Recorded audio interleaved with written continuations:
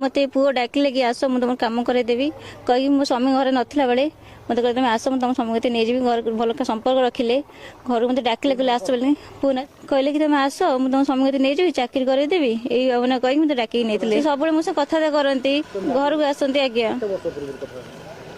3-4 वर्ष है आज्ञा नहीं मुझे घर आसी नहीं एमती 3-4 थर से घर धरा पर्यंत 3-4 थर धरा पड़ आम घर को मो स्वामी सांग आसुथिले तांको सहित मोर फोन रे कथबार्ता हुए एमिति दीर्घ 4 वर्ष धरी से आम घर को आसती दिने से मो स्वामी पाखक नेबाकू कही मते नहीं खराब संपर्क रखिले मु थाना रे अभियोग करि पारु से माने मते गाली गुलज कले आमको थानारू विदा करदेले से मो इज्जत नेला मते न्याय दियो मोहन सरकार आसंतु सुनिपा कौन कहउछंती ए महिला जनक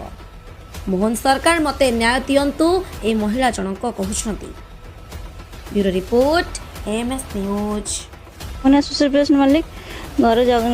काउपड़ा बाई शाशुघर जगन्नाथपुर ये मत पुओ डाकिले कि आस मुझे तुम कम करदेवी कहीं मो स्वामी घर नाला बेले मत कहते तुम आस मुझे तुम स्वामी को नहीं जी घर भल संपर्क रखिले घर मत डाकिले कहले आस बोले पुना दीप्ति रंजन बराड़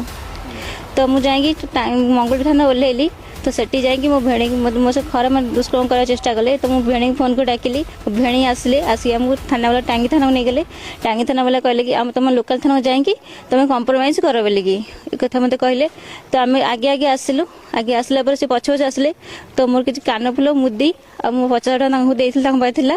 तो सी नहीं आम आगे आसु से बाट को फेरा हो आम रात 12टा बंद थाना बसलु थाना एफआईआर देलु निकरे थाना तो निकरे थाना वाला आम एफआईआर न रखिकी आम बेइज्जत करी बाहर कर लगे ये बाहर को आलोक कुमार मल्लिक से सांग थोड़े मुझे चिन्नी थी प्रथम संग गली तो सी मंगल छक पाखे ओह्लैलु तो मंगल छक पाखे से मतलब चल जलिया खायापी तो जलिया खाया गला बेले मत कहले स्टेशन टिकेट काटी देছি आम जा बोलिकी तो जा बाटे मो साथ खराब माने मिसबिहेव कले तो मिसबिहेव कला बेले मुझे मोर सन्देह है दूर को जाई भेणी फोन कर डाकिली तो मो भेणी आसिले आसला पर आम जो कथा देला बेले मो भेणी तो माने पचार से मो हाथ में झिंका झिंकी कले तो झिंका झिंकी कले तो मो भेणी टंटिया माइले टंटिया मारला पर थाना वाले आसिले थाना वाले आसी आमको नहीं गले टांगी थाना को टांगी थाना पर टांगी थाना कले आम तुम केस माने समाधान कर परिबनी तुम जाकि निकी थाना समाधान कर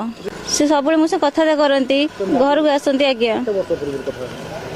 3-4 वर्ष है आज्ञा नहीं मुझे घर आसी नहीं एमती 3-4 थर से घर धरा पर्यंत 3-4 थर धरा पड़ सारा भी नहीं घरे नुह घर धरा पड़ सारापर एमती बहुत थर माड़ धमका दिखाई तो सी मत कहले कि तोर नेकेड भिडियो मो पाखे अच्छी तू मो सागे न आसबू संपर्क न रखी भिडियो मुझे भाइराल करदेवी आईन आश्रय ने आईन बोला आमको बेइज्जत करके बाहर कर स्वामी बेइज्जत निकले थाना आज्ञा आज्ञा एफआईआर भी देते एफआईआर भी रखले तुम एफआईआर काम करनी 2 तारीख एफआईआर 1 तारीख नहीं एफआईआर देखो संगे संगे 26 रे मुझे कैश देती पैसा उठे अकाउंट बापा अकाउंट उठे कैश देती दिन से मुदी मोबाइल था मुदी पाखे पकेट सब जिनस एवं मुझे न्याय चाहूँ कि से आसू मो जिनस मत फेराऊ मो स्वामी सहित कम्प्रोमाइज कर मो स्वामी मत छाड़ू मो स्वामी को भूल मागू दंड देवाई चाहते से मत लालसा देखे कि माने आज्ञा हाँ कोर्ट मैच है नहीं आमर से मतलब कथा ही मत मैंने बहुत प्रकार